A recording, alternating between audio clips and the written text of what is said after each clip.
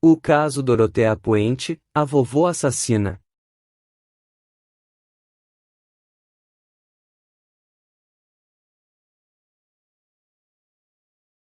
Dorothea Ellen Puente teve uma infância conturbada. Seus pais eram dois alcoólatras que viviam brigando na maior parte do tempo. Seu pai não conseguia se estabelecer em nenhum emprego por conta do alcoolismo e tentou cometer suicídio na frente de Dorothea ainda garota. Sobrevivendo à tentativa, acabou morrendo por tuberculose em 1937, quando a garota tinha 8 anos. Sua mãe era prostituta e não demorou muito para deixar a filha, e morreu em um trágico acidente de carro no ano de 1938. Órfã de ambos os pais, a menina desamparada foi enviada para um orfanato, onde foi abusada sexualmente durante muito tempo. Aos 16 anos, Dorothea se casou pela primeira vez com um soldado chamado Fred M. Cefal. A relação dos dois foi conturbada.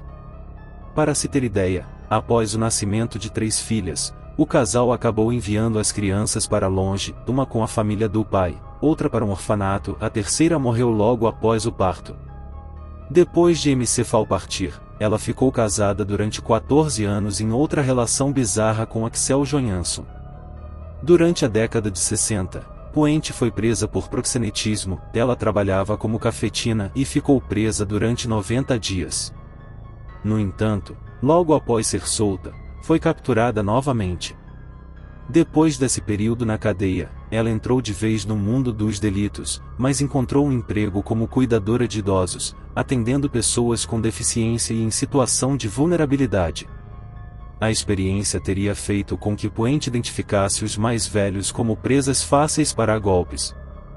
Durante um tempo, forjou assinaturas de homens idosos que ela conseguia enganar, mas foi pega em flagrante pela polícia, cumprindo pena incondicional. Todavia, a situação ficaria ainda pior. Depois de seu casamento de 2 anos com Roberto Puente, ela comprou uma casa de 3 andares com 16 quartos em Sacramento, na Califórnia. A residência e um apartamento na mesma rua passaram a serem usados por ela para alugar, dando preferência a idosos.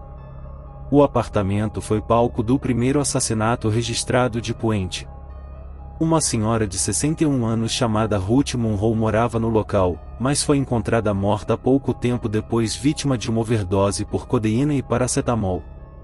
Ao ser interrogada, Dorothea afirmou que Ruth vivia deprimida pela doença terminal de seu marido, e as investigações apontaram para um suicídio. A situação era, no mínimo, suspeita. Semanas depois, a polícia foi chamada novamente para atender o pedido de socorro do inquilino Malcolm Mackenzie. Ele afirmou que Dorothea Puente tentou drogá-lo com o objetivo de roubar seus pertences. A denúncia rendeu 3 acusações para a perturbada mulher, e ela foi sentenciada a 3 anos de prisão. Na prisão, começou a trocar correspondências com um aposentado de 77 anos, chamado Everson Gilmouto. O senhor, inclusive, foi buscar Dorothea assim que a sentença dela acabou, em 1980, a levando para casa com sua picape vermelha. 4. 5 anos depois, a mulher contratou Ismael Flores para alguns serviços na casa em que alugava para idosos. Por $800 e mais o pagamento pelo trabalho em instalar placas de madeiras nos apartamentos, Puente deu a picape vermelha de seu namorado afirmando que o mesmo não precisava mais da mesma. Além disso, ela pediu para que Flores construísse uma caixa que se assemelhava muito a um caixão. Ela afirmou que precisava se livrar de alguns livros e os dois juntos saíram pela estrada para se livrar do, aparentemente, conteúdo inocente. A caixa foi encontrada alguns meses depois, na beira de um rio.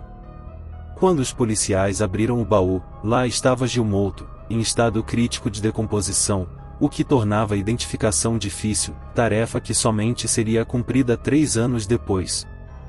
Enquanto isso, Puente continuava recebendo a pensão de seu falecido namorado, falando para a família dele que Everson não os contatava pois estava muito doente.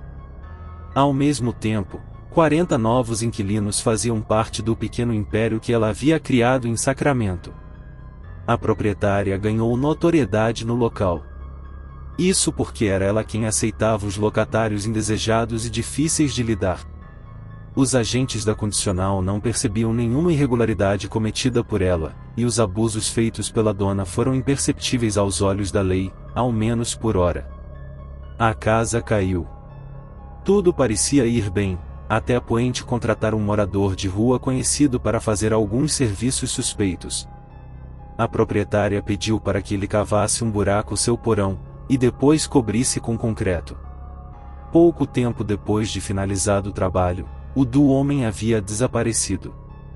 O serviço, feito por um amador em construção civil, deixou diversas imperfeições, e o solo do porão estava extremamente irregular. Durante a busca por um inquilino chamado Alberto Montoya, que sofria de esquizofrenia, um assistente social notara a ausência. As autoridades foram chamadas e iniciou-se a suspeita de que a obra tivesse sido realizada para ocultar cadáveres. A suspeita se confirmou verdadeira, e 7 corpos foram encontrados na propriedade. Ao todo, Dorothea Puente foi denunciada por 9 assassinatos, sendo de Everson Gilmouto, Ruth Monroe e os 7 corpos encontrados durante a investigação da propriedade. Utilizando-se de uma frieza normal, Dorothea usava soníferos em seus inquilinos. Quando adormecidos, eles estavam à mercê das maldades da mulher, que partia para o estrangulamento e depois pedia para que ex-prisioneiros os enterrassem. Puente foi declarada culpada de 3 dos 9 assassinatos, dos outros 6 não foi possível obter provas concretas da autoria, mas foi o suficiente para receber 2 condenações à prisão perpétua no estado da Califórnia. Morreu de causas naturais em 2011, aos 82 anos.